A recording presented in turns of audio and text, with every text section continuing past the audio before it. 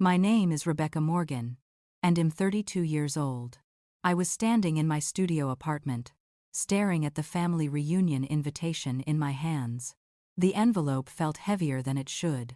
I opened it slowly, and there it was, printed in neat black letters under my name.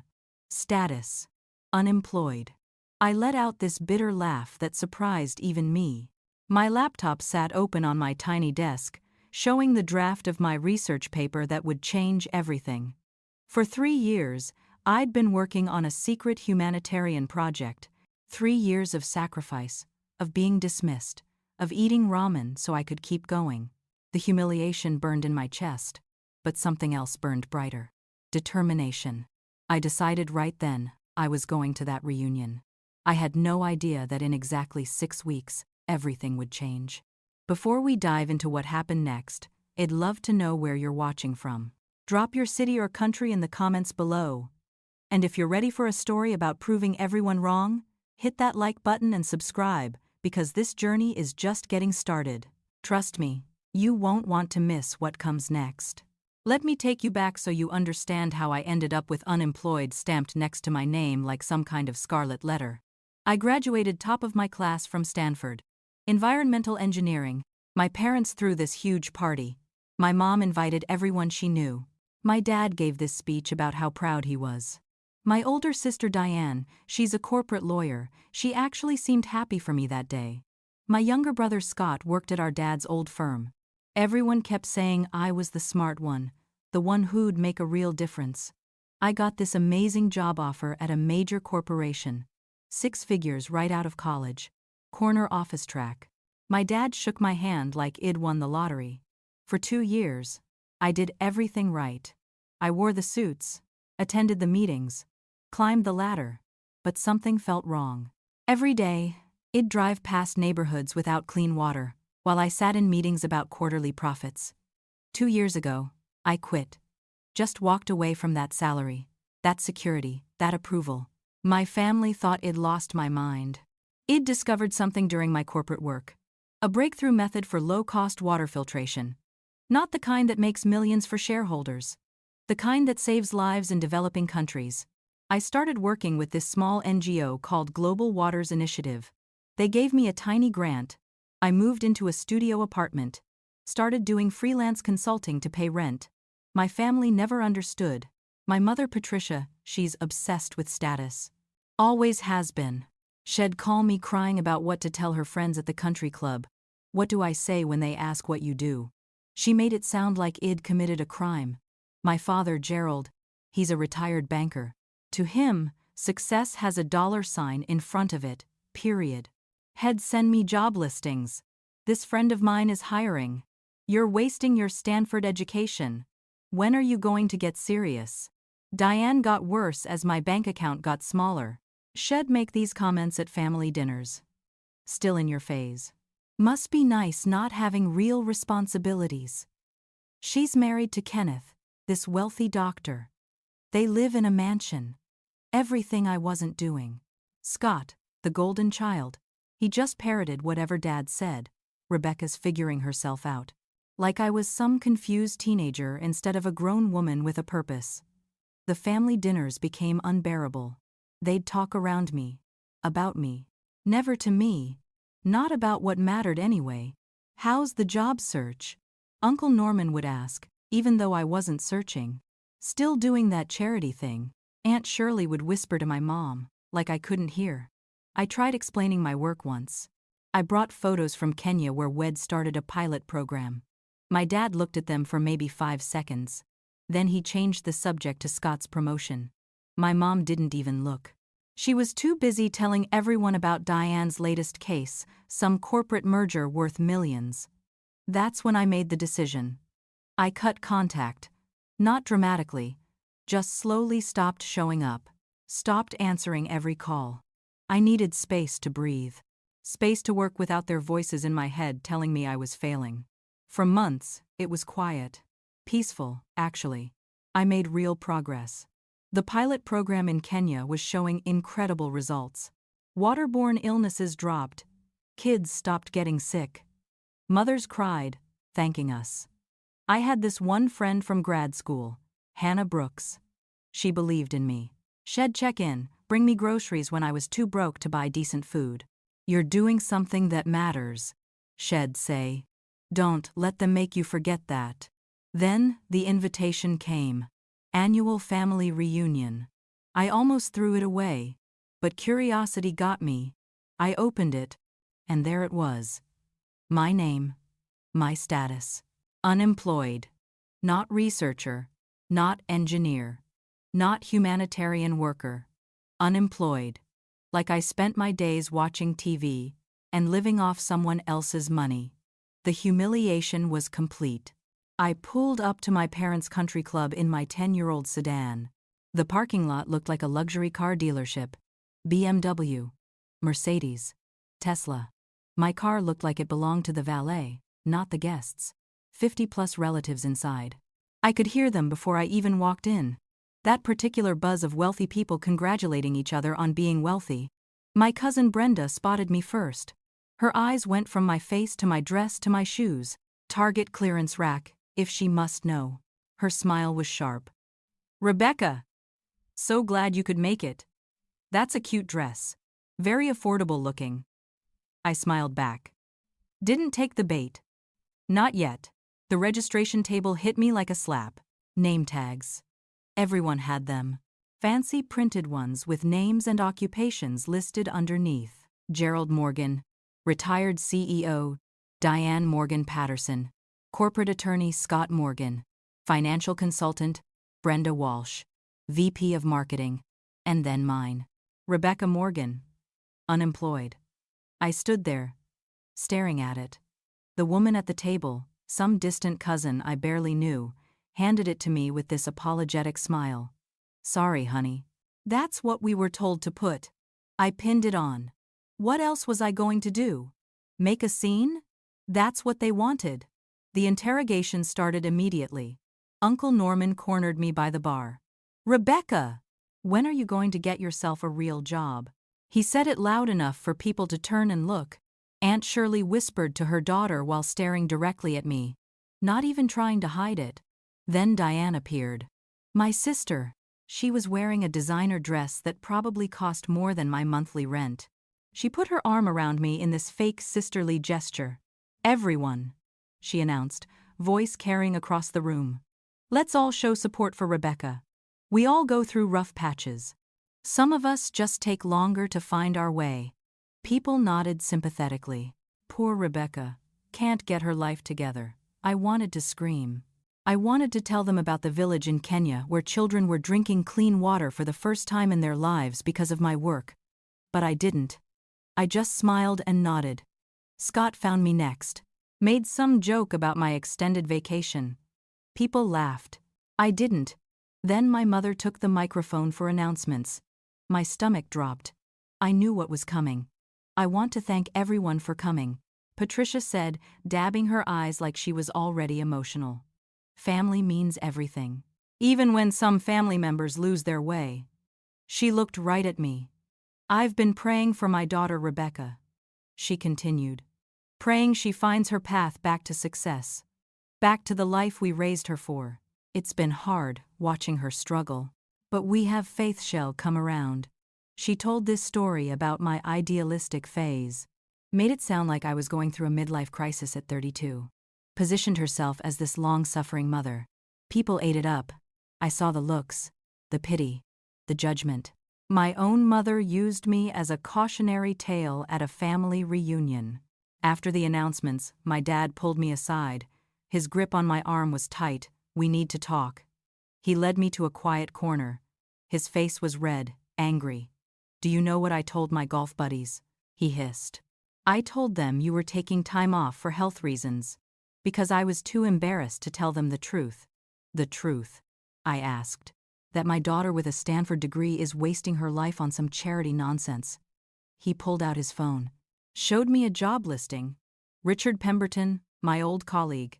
Hes hiring. 6 figures. Benefits. Start date whenever you're ready. You're going to call him tomorrow. Dad, I'm not. This isn't a discussion, Rebecca. You're embarrassing this family. You will stop this nonsense and get a real job, or there will be consequences. Consequences. You're in my will. Diane and Scott are in my will. That can change. Think about it. He walked away before I could respond. The rest of the reunion was torture. People avoided me at the buffet like poverty was contagious. I overheard cousins talking. I heard she can't even afford her own apartment.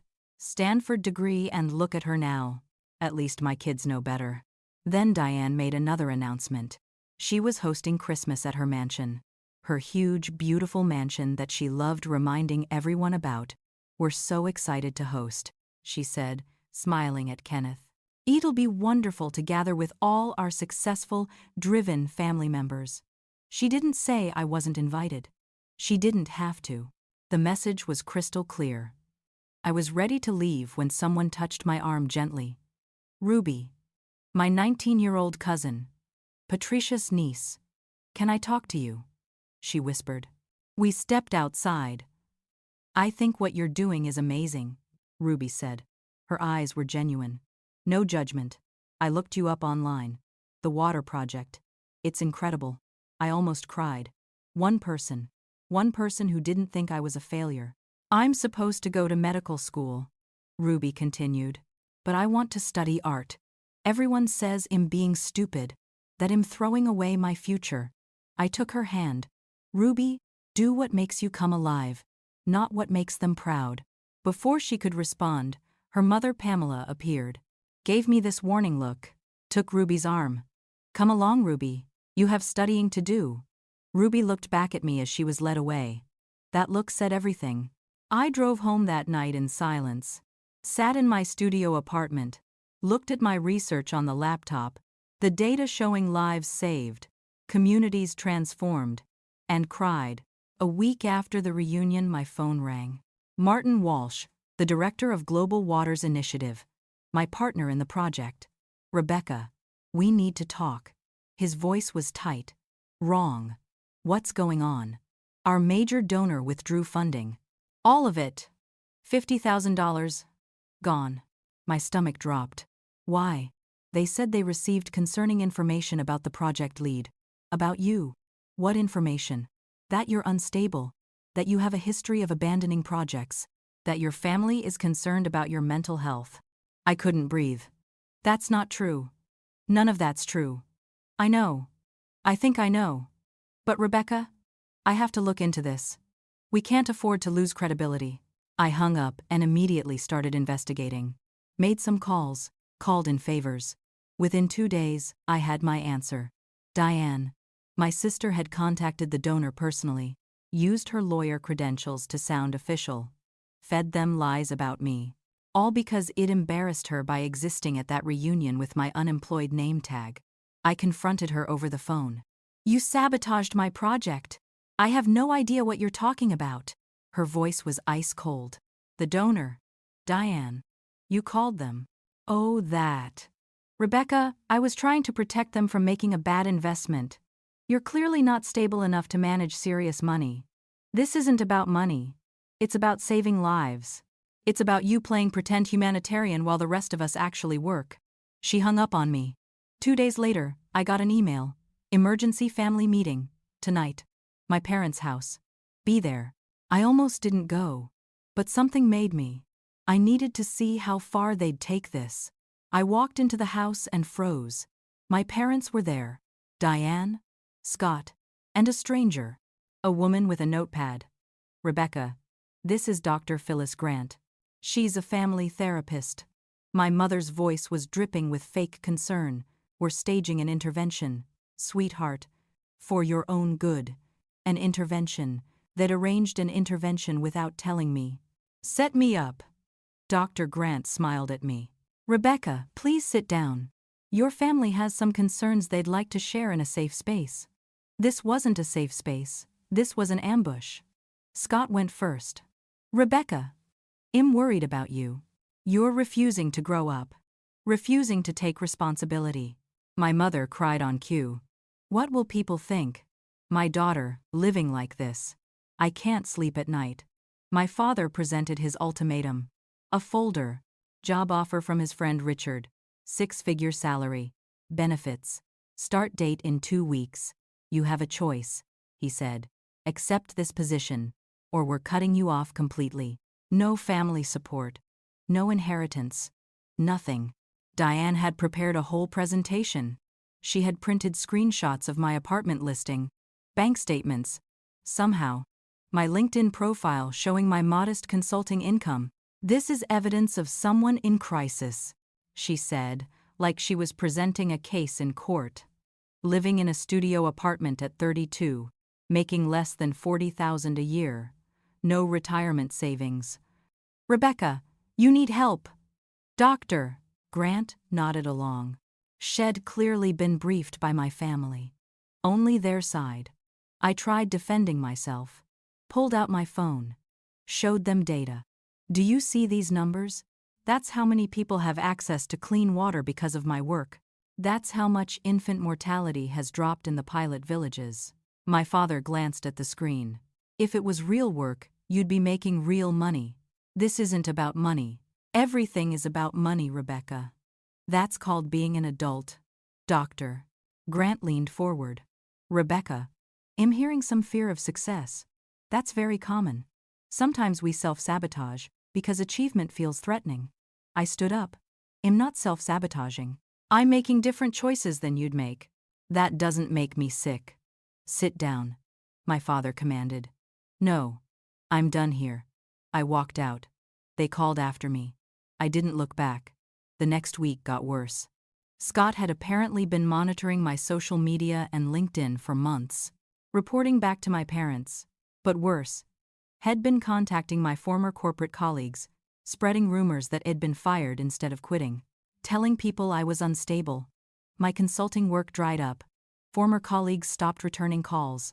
My professional reputation was being destroyed systematically. Then came the eviction notice.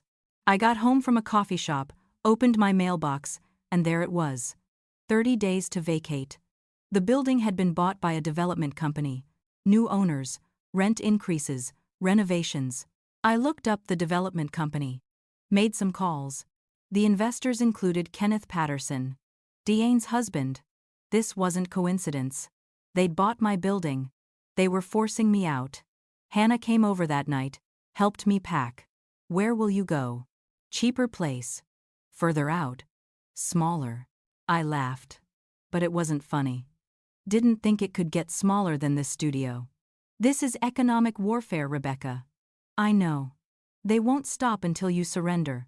I know that too. I moved 2 weeks later to a place I could barely afford. 1 room, shared bathroom down the hall. The ceiling leaked when it rained. But I still had my laptop. I still had my work. I still had me. The consulting work never came back. Scott's rumors had worked. I was blacklisted in my industry. Professional contacts I'd known for years suddenly weren't hiring or didn't have budget. I had to make choices. Eat or keep working. I chose work. Ramen noodles became my main food group. Sometimes just rice. Once, I went 3 days on nothing but crackers because that's all I had left. My bank account showed $200. Rent was due in 10 days. I'd need $400. I sat at my laptop. Pulled up job search sites. Corporate positions. Steady income. Benefits. Normal life. The cursor blinked on an application form. My finger hovered over the keyboard. Then my phone rang. My mother. Grandma Edith's in the hospital. I grabbed my keys, drove straight there. Intensive care. The nurses directed me to her room. I walked in, and my grandmother looked so small in that hospital bed. But her eyes lit up when she saw me. Rebecca. My sweet girl. I held her hand. Stayed for hours. She drifted in and out of consciousness. I told her about my work. About the villages. The children. The clean water. She smiled, squeezed my hand. You always had such a big heart, she whispered. 3 days later, she was gone. The funeral was massive. Grandma Edith had been well loved. I sat in the back, trying to stay invisible.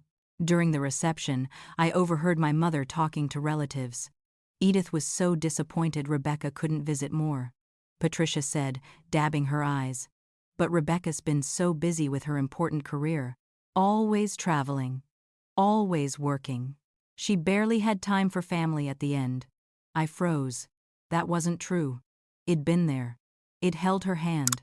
It visited as much as I could afford the gas money to get there. I walked over. Mom, that's not what happened. Patricia turned to me, eyes cold behind her tears. Rebecca, please. Not now. Don't make Grandma's funeral about you. Relatives looked at me with disapproval, like I was being selfish, inappropriate. My grandmother died believing I was too busy for her, because that's what my mother told her. That night, I sat in my tiny room and sobbed, not just for Grandma, for everything. The public humiliation continued online. Diane posted on Facebook, "Didn't name me, didn't have to." It's heartbreaking when family members waste opportunities and make poor choices. Sometimes you can't help people who won't help themselves. Sometimes you have to let them hit rock bottom. 300 likes, 50 comments, all agreeing, all supporting her. Some I recognized. Cousins, aunts, uncles, family, friends. Some people never learn. Participation trophies ruined a generation. She probably just wants attention. I became the family joke, the cautionary tale, the one who couldn't get it together. I pulled up job applications again, stared at them. My hands shook. Maybe they were right. Maybe I was delusional. Maybe I should just give up. Maybe it's not worth it. I whispered to my empty room. Then my laptop chimed. Email notification. From James Mitchell, the field coordinator in Kenya. Subject line: You need to see this. I opened it. Photos, video clips, the village, our water system, children playing, women collecting water from the well we'd built. Rebecca, the results are beyond anything we hoped for. Waterborne illness rates dropped 70%. 70. The village leader wants to expand to neighboring communities. Local news here is covering the story. What you created is saving lives. Please don't give up. I watched the video. A mother holding her baby. Speaking in Swahili, James translating in subtitles.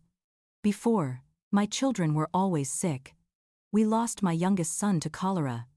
Now, the water is clean. My baby is healthy. Miss Rebecca gave us life.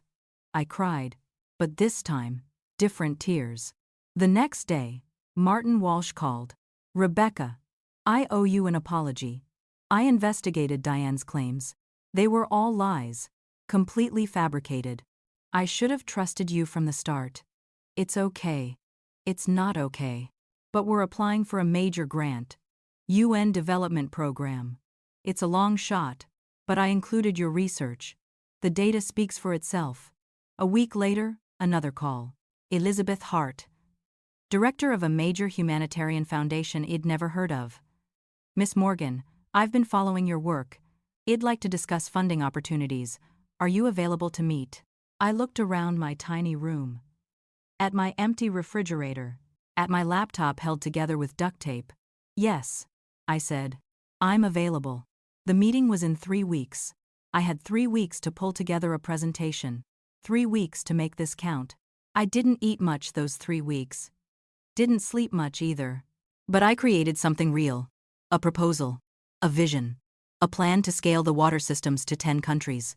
My family sent one more ultimatum. Certified letter. Both parents signed. Both siblings copied. Accept the job offer by Christmas or be permanently disowned. No inheritance. No family events. Complete severance. Deadline: December 25th. I read it once. Put it in a drawer. Went back to work. January brought change. My research paper was accepted by the Journal of Environmental Engineering. Peer review came back glowing. Innovative approach to resource-limited water purification. Methodology sound and replicable. Potential for global impact. It published on January 15th. My name, my work, in a prestigious academic journal. The academic community started paying attention. Small at first. Emails from other researchers. Questions about methodology. Requests to collaborate. Then came the invitation. Global Water Summit. Geneva, Switzerland. Would I present my research? I stared at the invitation. Plane ticket to Geneva. Hotel. Conference registration.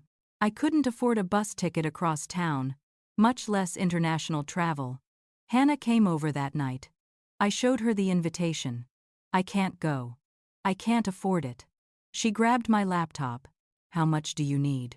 Hannah. No. I'm not taking your money. What if it wasn't my money? She created a crowdfunding campaign, reached out to our old Stanford classmates, sent emails, made calls. Within a week, she'd raised enough for the entire trip. I cried when she told me, "People believe in you, Rebecca, even if your family doesn't." Geneva was overwhelming. The conference center was massive. Attendees from every country, government officials, aid organization directors, researchers with decades of experience, and me, girl from a leaky room who ate ramen. My presentation was scheduled for the second day. I barely slept the night before. Rehearsed in my hotel room until dawn. The conference room held 200 people. Every seat filled. I walked to the podium, hands shaking. Clicked to my first slide. My name is Rebecca Morgan. 3 years ago, I quit a 6-figure job because I believed clean water mattered more than my salary. I showed them the data, the villages, the before and after photos. Children who'd been sick, now healthy. Mothers who'd walked miles for dirty water, now with clean sources nearby. I demonstrated the portable filtration device, explained the low-cost materials, showed how local communities could maintain the systems themselves. The room was silent. I thought it'd bombed. Then someone started clapping. Then another. Then the whole room stood up. Standing ovation. For me. For my work. Afterward, a woman approached. Elegant suit.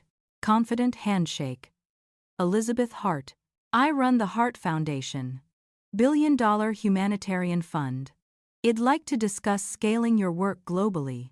Are you free next month? I must have looked shocked because she smiled.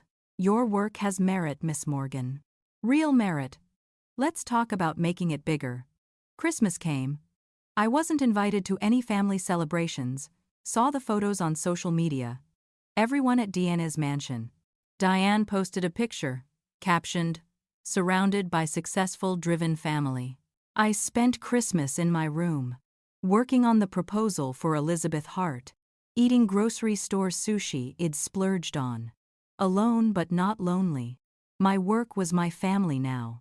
Then another complication appeared. My cousin Raymond. He worked in international development, volunteered 2 weeks a year on mission trips, posted extensively about his humanitarian work on social media. He heard about my Geneva presentation through the grapevine. Called me for the first time in years. "Rebecca, heard you spoke at the Water Summit." "Hi, Raymond." "Yes, I did. Interesting. You know, I've been working in this space for years. Years of experience. Connections. Credibility. That's great. I'm just saying. Be careful. This field is competitive. Not everyone who looks qualified actually is." The threat was subtle but clear. Within days, organizations I was scheduled to meet with received emails. Anonymous at first. Then from Raymond directly. Questioning my credentials. Suggesting his projects deserved funding instead. Providing references from family members who'd express concern about my stability. But I had something Raymond didn't. Results. Data. Real impact. Ruby, my 19-year-old cousin, called me one night. Whispered into the phone. "Rebecca, you need to be careful. I overheard my mom and Aunt Patricia talking. They're planning something. Something big. Diana's involved." I recorded part of it. She sent me the audio file. I listened, my blood running cold. Diane's voice. "I have a contact at Time magazine. I'm pitching them a story. Millennial entitlement. Failure to launch. Rebecca as the case study. Patricia. Perfect. Show everyone what happens when you reject family values. Raymond. I can provide professional perspective. Talk about unqualified people in humanitarian work. They were planning to publicly humiliate me in a national magazine. But they didn't know what I knew. Elizabeth Hart had committed funding, $5 million over 3 years. 10 African nations. Press release scheduled for February.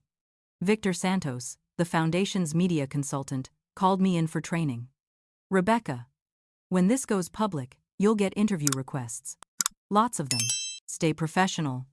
Stay factual. Don't engage with family drama. What if they see the coverage? He smiled.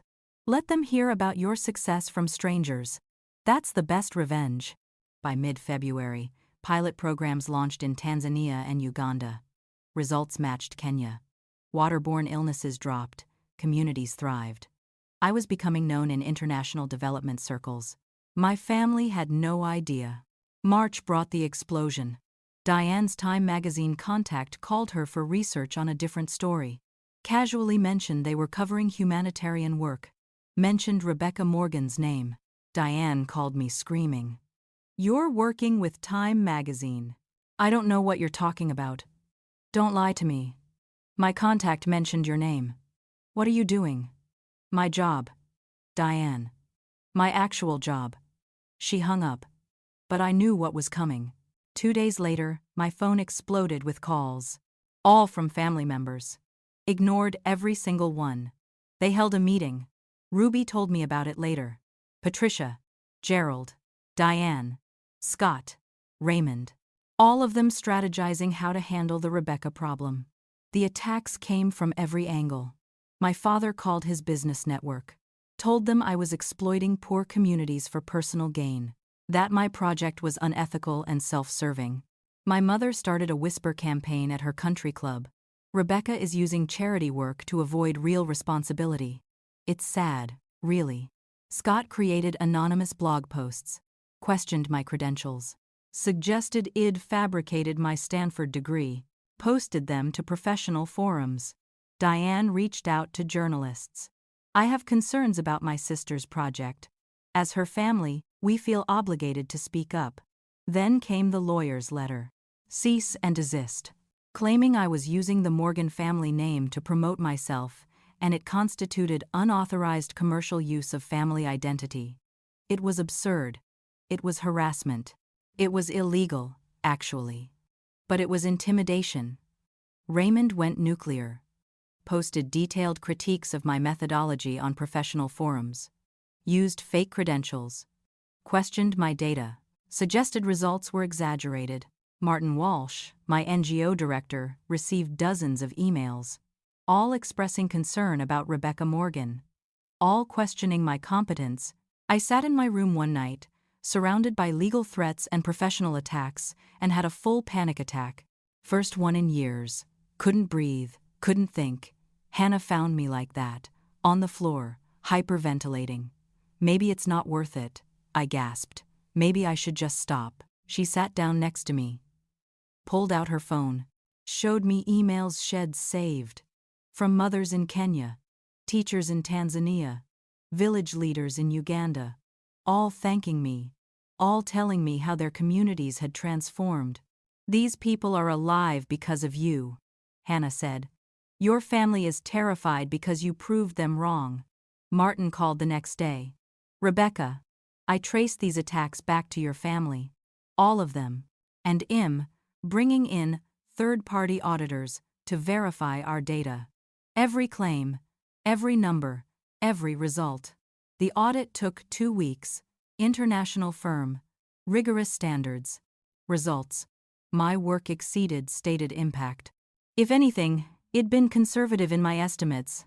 Raymond's fake credentials were exposed. Professional forums banned him.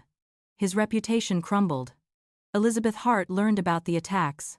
Called me personally. Rebecca, I grew up wealthy. My family disowned me when I started the foundation. Said I was wasting the family fortune. I haven't spoken to them in 20 years. I'm sorry. Don't be. Best decision I ever made. I'm assigning our legal team to protect you and the project. And I'm increasing our commitment. $7 million over 4 years now. In April, the United Nations Development Program reached out. They'd been following my work. Wanted me to present to their water committee. Potential partnership with UNICEF. This was global-level recognition. My family's attacks had completely backfired. Every attempt to discredit me just made more people look into my actual work. And the work spoke for itself. A documentary filmmaker named Sophie Reynolds contacted me. I want to document your water project expansion. Follow the implementation over the next year. I already have a streaming service interested. I said yes. Let them see the real impact. In May, a video went viral. The village chief in Kenya recorded it, speaking emotionally about the water project. Showed healthy children, clean water sources, thriving gardens. Miss Rebecca gave us life, he said, tears streaming down his face. Our children do not die anymore. Our future is possible. 20 million views in 1 week. My phone wouldn't stop buzzing. Interview requests, speaking invitations, award nominations, and my family saw all of it. June brought something unexpected. A photographer named Roger Campbell showed up at my project site in Uganda. I'm documenting humanitarian work, he explained.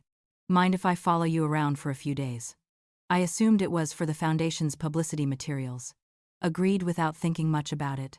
Roger spent a week with us. Photographed me training local engineers. Captured shots of community transformations. Kids playing near clean water sources. Women collecting water without walking miles. He was professional, thorough. Asked lots of questions about my journey. I didn't realize he was scouting for Time magazine. July brought Forbes' 30 Under 30 issue. I got an email from their team. They wanted to feature me. The article came out mid-July. The engineer who chose impact over income. It detailed everything.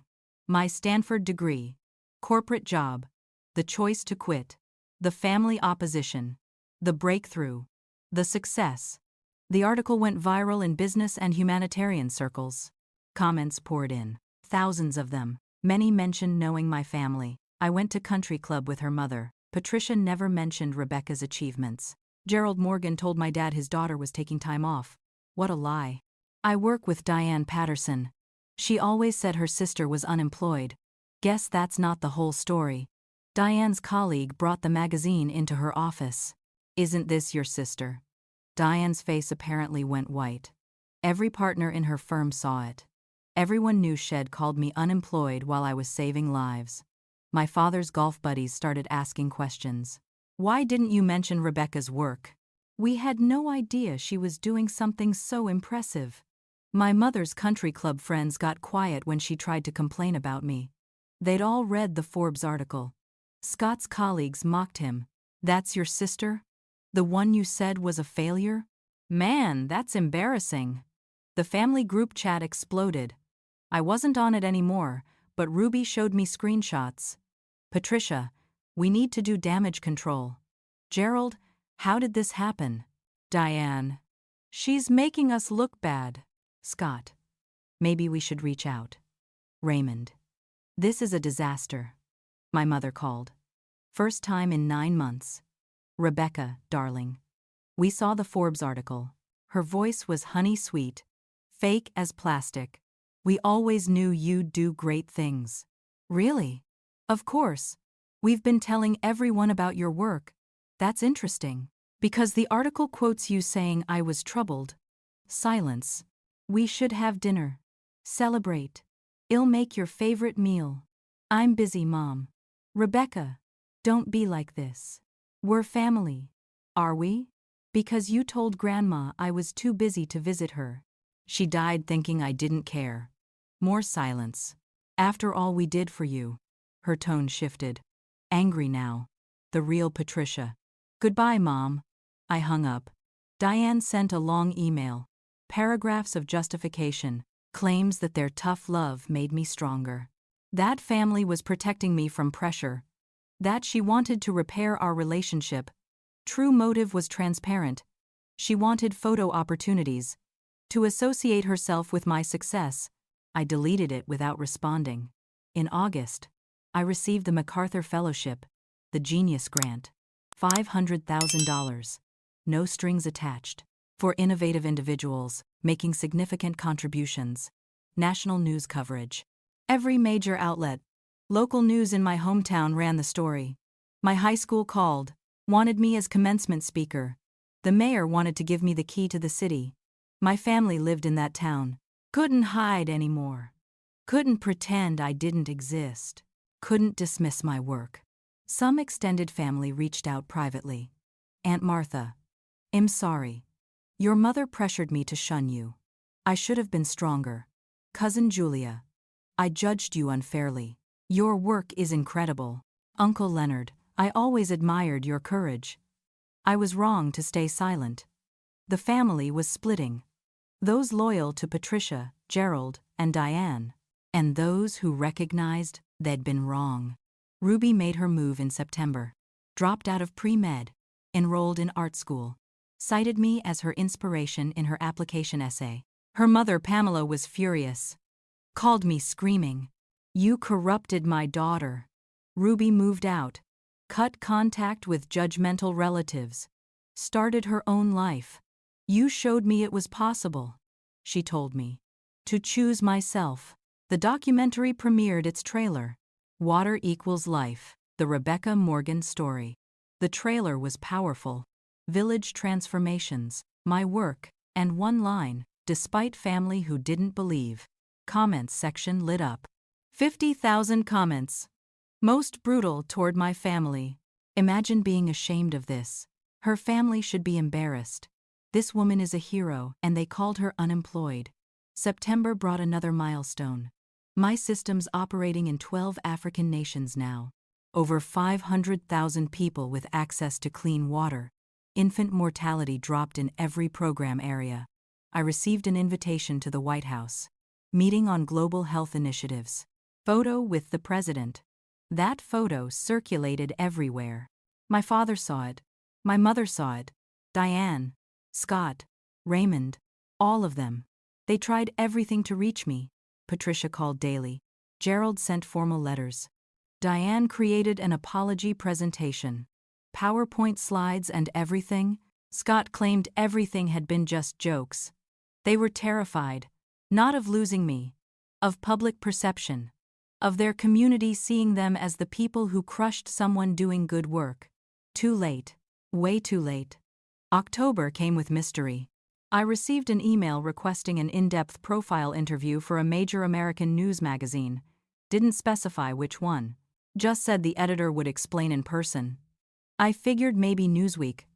Or The Atlantic. Agreed to the interview. Graham Foster arrived at my Uganda site in late October. Professional, intense. He asked everything. Childhood. Education. Career decisions. Family dynamics. I was honest. About the reunion, the unemployed tag, the sabotage, the attacks. All of it. Graham took extensive notes. Asked for documentation. Names. Dates. Specifics. Can I contact your family for comment? Sure, I said. Good luck with that. He smiled like he knew something I didn't. 2 weeks later, Diane received a phone call. Miss Patterson? This is Graham Foster from Time magazine. Time magazine. Diane's panic was immediate. Ruby heard about the family emergency meeting. They debated participation. Try to control the narrative, or refuse comment. They chose participation. Tried to spin everything. Patricia gave an interview. I've always supported Rebecca. Always encouraged her dreams. Gerald. I encouraged her entrepreneurial spirit. I'm proud of her. Diane. The reunion tag was a clerical error. A misunderstanding. We've always been close. Scott. Our family was protective, not dismissive. We wanted what was best for her. Graham interviewed my allies too. Hannah brutally honest. Martin provided documentation of Diane's sabotage attempts. Elizabeth described the family's interference. Sophie shared documentary footage. Ruby agreed to an on-record interview. Detailed everything Shed witnessed. Graham had evidence contradicting every family claim. Mid-November, I got called for a photo shoot. Elaborate setup at a water site in Tanzania. professional photographer, lighting equipment, makeup artist. I posed with community members, children, local engineers I'd trained. Solo shots at sunset. These are amazing, the photographer said. You're a natural. I still had no idea. November 15th. Late afternoon. My phone rang.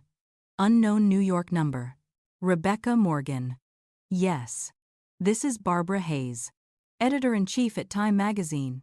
My heart stopped. I wanted to inform you personally before the public announcement.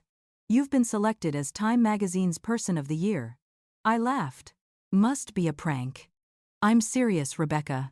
You're our Person of the Year. We'd like to schedule the cover shoot for next week. This is real. This is real.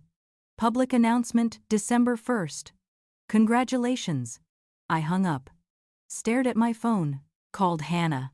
Hannah, I think Time magazine just called me. And they said Person of the Year. Hannah screamed. I heard her jumping.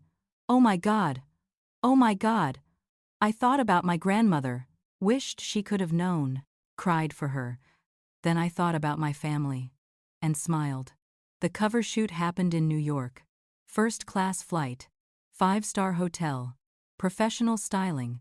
Multiple cover options. They chose one of me in field clothes at a water project. Real. Unglamorous. True. Cover line. Person of the Year. Rebecca Morgan. The humanitarian who chose impact over income. Secondary line. How one woman's vision brought clean water to millions. I was sworn to secrecy until December 1st. Industry insiders started whispering. Speculation online about Person of the Year. My name mentioned in betting pools but considered unlikely. Most expected a politician or tech billionaire. Someone leaked to Diane that I might be in consideration. She didn't believe it. Patricia dismissed it as gossip.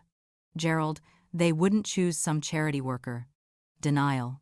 November 20th, the annual reunion invitation arrived. At my new apartment. Nicer place now. I could afford it. This year's reunion at Diane's mansion. December 20th. My occupation field was blank this time. They didn't dare put anything. Note from Diane. We hope you'll attend and share your recent activities. Transparent. Desperate. Pathetic. I decided I'd go. But on my terms. Let them see. Let them know. November 30th. Night before the announcement. I couldn't sleep. Reviewed everything. 3 years. The struggle. The pain. The doubt. Eating ramen. Crying alone. Grandmother's death. The attacks. The sabotage. Also reviewed the other side. Village chief's tears. Children's laughter. Clean water flowing. Lives saved. Made peace with all of it. Tomorrow, everything would change. December 1st. 9 a.m. Eastern Time. Time magazine revealed Person of the Year. My face. On the cover. Everywhere. Website. Social media. News alerts. Every major outlet. My phone exploded. Messages. Calls. Emails. Interview requests from CNN, BBC, Good Morning America. The White House sent congratulations.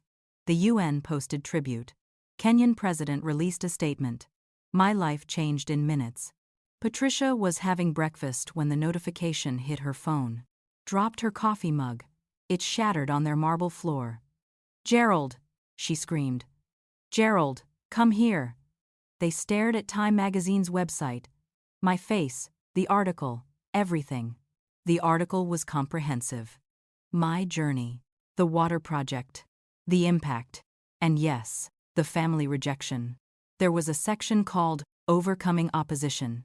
Detailed the reunion, the unemployed tag, Ruby's testimony, Diane's sabotage attempts, Scott's rumor campaign. Their own quotes from Graham's interview looked terrible in context. Gerald reading his own words back. If it was real work, you'd be making real money. Patricia's quote. What will people say? Diane's excuse about the name tag being a clerical error. All of it there. Permanent record. Published for the world. The comments section already had 50,000 responses. growing by the second. Her family should be ashamed. Imagine calling this woman unemployed. They tried to destroy her, and she saved millions of lives. This is what happens when you choose yourself over approval. Gerald's business associates started calling. Patricia's country club friends texting. Diane's law firm partners sending concern emails. Scott's boss requesting a meeting. The community was watching, judging. The Morgans couldn't spin this. Diane called me, screaming, hysterical. You made us look like villains. I just told the truth, Diane. You humiliated us. In a national magazine. You humiliated me. At a family reunion. In front of 50 relatives. So we're even. You'll regret this. See you at the reunion. I hung up. The next 2 weeks were insane. Morning show appearances, TED Talk invitation, documentary premiere moved up due to demand. Streaming numbers broke platform records. My foundation received $100 million in new donations from around the world, marriage proposals from strangers, business opportunities, speaking requests. I stayed focused. This wasn't about fame. Never was. My family tried damage control. Patricia gave an interview to the local paper, claimed the Time article misrepresented everything. That they were so proud of me. Comments section destroyed her. I know the Morgans. They bragged about their other kids constantly. Never mentioned Rebecca. Patricia Morgan cried to my wife about Rebecca being unemployed. Now she's proud? Right. Some neighbors shared their own stories. The Morgans' hypocrisy exposed locally. December 20th arrived. Reunion day. I drove to Diane's mansion. Same modest car. Didn't need to prove anything with a luxury vehicle. Hannah came with me. Ruby met us outside. Hugged me tight. You did it, Ruby whispered. You really did it. We walked in together. The room went silent. 50 relatives. All staring. Some looked ashamed. Some angry. Most just uncomfortable. Patricia's smile was forced. Painful to watch. Gerald couldn't maintain eye contact. The name tag table. This year, elaborate tags. Mine read, Rebecca Morgan, Time Magazine Person of the Year. Diane's desperate attempt to associate with my success. I removed it. Took a blank tag. Wrote, Rebecca, water engineer. That's all I needed. Patricia approached. Arms open. Fake enthusiasm dripping from her voice. Darling, we're so proud. I stepped back.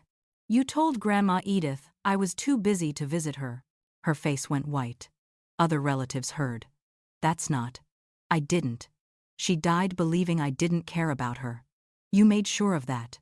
Rebecca, please. I'm not here for reconciliation, Mom. I'm here to show you I survived. Despite you. Not because of you. Gerald tried pulling me aside. Tried asserting authority he no longer had. We need to discuss family image. There's nothing to discuss. That article made us look bad. The article reported what you did. If you look bad, that's on you. You owe this family respect. I owe you nothing. You wrote me out of your life. I'm returning the favor. Diane cornered me in the hallway. Designer dress, perfect makeup, desperate eyes. You destroyed my reputation. Your actions have consequences, Diane. I was trying to help you. By sabotaging my funding? That was help. She had no answer. I succeeded because I stopped listening to people like you. Scott approached sheepishly. I was just following Dad's lead. You're 30, Scott. That's not an excuse. Can we start over? Why? So you can tell your friends you always believed in me? Take credit for my work. That's not fair. Neither was spreading lies about me. But here we are. Aunt Martha came to me with tears. Real ones. I was wrong. I'm sorry. I accepted. She'd been a follower, not a leader in the cruelty. Cousin Julia apologized sincerely. Uncle Leonard asked about my work with genuine interest. I responded warmly to real people. Showed I wasn't bitter, just honest. Ruby stood up, clinked her glass, made an announcement. I'm attending art school now. Following my passion instead of someone else's plan. She looked at me. Rebecca showed me it's okay to choose yourself. Her mother, Pamela, tried interrupting. Ruby ignored her. I'm not asking permission. I'm living my life. Several younger cousins watched with inspired expressions. Diane had planned to give a speech, praising me, connecting herself to my success. I stood up first. I'd like to say something. The room went quiet. 3 years ago, I came to a reunion with Unemployed on my name tag. People shifted uncomfortably. Some of you laughed. Some pitied me. Some lectured me. Patricia tried to interrupt. I kept going. I was working on something I believed in. Something that mattered. You measured success in salary and status. I measured it in lives saved. Time magazine didn't name me Person of the Year because of my bank account. They recognized me because impact matters more than income. I looked around the room. I'm not here to shame anyone. I'm here to tell you I forgive you. But I don't need you. Looked at the younger cousins. To anyone here who feels pressured to follow someone else's definition of success, don't find what matters to you. Do work that feeds your soul. The people who mock you for following your passion are usually the people who buried theirs. True success isn't making your family proud, it's making yourself proud. I set down my glass. Thank you for the reunion. I won't be attending future ones. Hannah, Ruby, and I walked out together. Didn't look back. Patricia called after me. I didn't turn around. Got in my car. Drove away from that life. Forever. The foundation expanded to 30 countries over the next year. Clean water reached 5 million people. Infant mortality dropped everywhere we worked. I built my chosen family. Hannah, Martin, Elizabeth, Ruby. Colleagues who believed. Friends who showed up. Never reconciled with Patricia, Gerald, Diane, or Scott. Some extended relatives maintained relationships. That was enough. I established a water project in my grandmother's name. A village in Kenya called it Edith's Well. Plaque honoring her memory. Found closure there. She didn't know the truth when she died, I said at the dedication. But her legacy lives in every child who drinks clean water. I learned family isn't who shares your blood. Family is who shows up when you're struggling. Who believes in you when you doubt yourself. Who celebrates your success without needing credit. Hannah, Martin, Elizabeth, Ruby. They were my family. I learned my worth wasn't determined by someone else's approval. Even family. Especially family, sometimes. For years, I let their definition of success make me feel worthless. But success isn't one size fits all. People ask if I feel vindicated. Honestly, the Time cover wasn't about them. The real victory was every night I kept going when I wanted to quit. Every village where children stopped dying from dirty water. Every mother who thanked me with tears. That was my revenge. Succeeding on my own terms. I forgave them, but I didn't forget. Forgiveness doesn't mean reconciliation. It means releasing resentment. They still think they were right, but am no longer trying to prove them wrong. I'm just living my truth. 1 year after the Time cover, I visited Kenya. Village celebration for a new well. Children playing in clean water. Elder gave me a blessing. You gave us life. That moment, right there, that's success. Not covers, not awards, not family approval. This. If you're reading this and your family doesn't understand you, you're not alone. If your passion doesn't make sense to them, that's okay. Their approval isn't required for your success. The world needs people who care more about impact than image. Be brave enough to disappoint people who don't understand your vision. The right people will find you. Your tribe is out there, and when you succeed, and you will, you'll know it was real, because you did it for the right reasons. I'm Rebecca Morgan, 33 now, standing at Edith's Well with children who have a future because of clean water. I was listed as unemployed. They were right about one thing. I didn't have a job. I had a calling. And that made all the difference. What about you? Have you ever had to choose between following your passion and meeting someone else's expectations? Have you ever been judged for taking the harder but more meaningful path? Drop your story in the comments below. I read every single one. and your experience might inspire someone else who's struggling with the same choice. If this story resonated with you, hit that like button. Share it with someone who needs to hear that their worth isn't defined by other people's approval. And subscribe because I'll be sharing more stories about people who chose impact over approval and changed the world in the process. Thank you for listening to my story. Thank you for being here. Remember, your value isn't measured by someone else's yardstick. You define your own success. Stay strong, stay true, and never let anyone make you feel small for dreaming big.